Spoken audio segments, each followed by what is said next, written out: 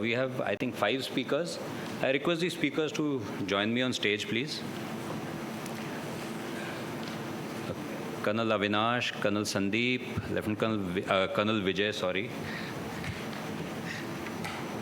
and proxy for Sanjay Mishra.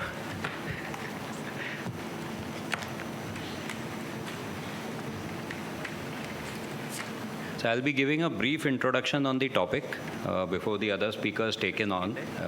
The majority content is actually from their side. Now, why a session on recruitment in the armed forces? Now, the issue is the type of entry that we have.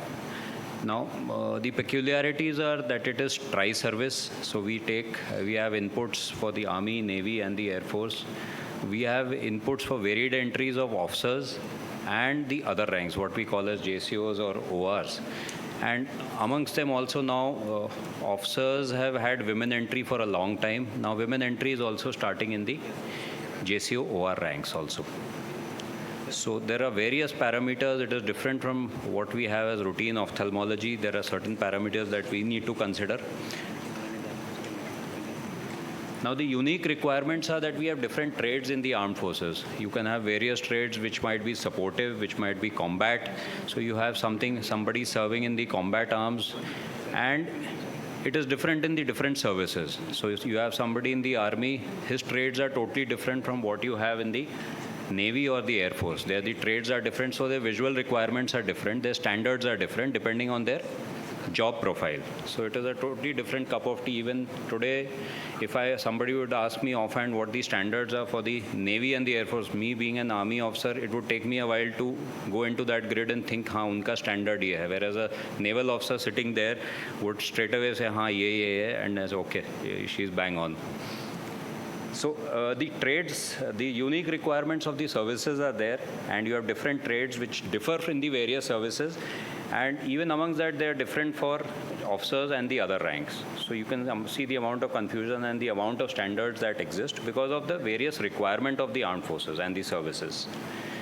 Now, the unique features that contribute to this are our exposure to various terrains, which is varied, which can vary from high altitudes above 15,000, 9,000 to 15,000, deserts, terrains of the northeast, and a different exposure for the Air Force people and the Navy, which live in a completely different environment. It can be underwater in the submarine or on the ship where they are on the sea for months altogether.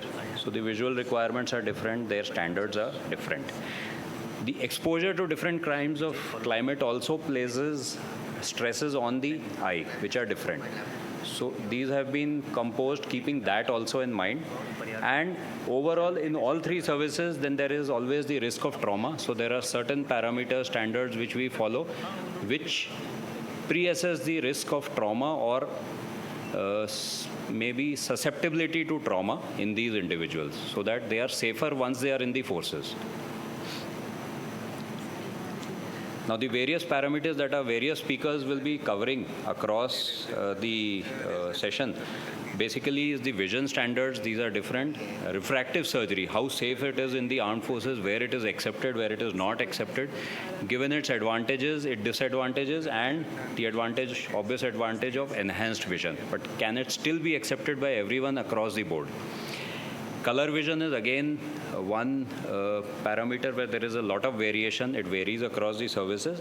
And then obviously the other diseases, which more or less is common across the 3 services and the standards, so that we try and get in healthy individuals who are free from disease and any pre-existing condition which maybe makes them more susceptible to injury or maybe worsening of the condition on exposure to the climatic conditions of the armed forces. So this is the basic structure of the program that we'll be covering the visual standards of the Army, Navy, and the Air Force, the color vision requirement of the various forces, and the place of refractive surgery, and then the 3 standards. Thank you. Now I ask Professor Vijay Sharma to come ahead and give his talk. Thank you.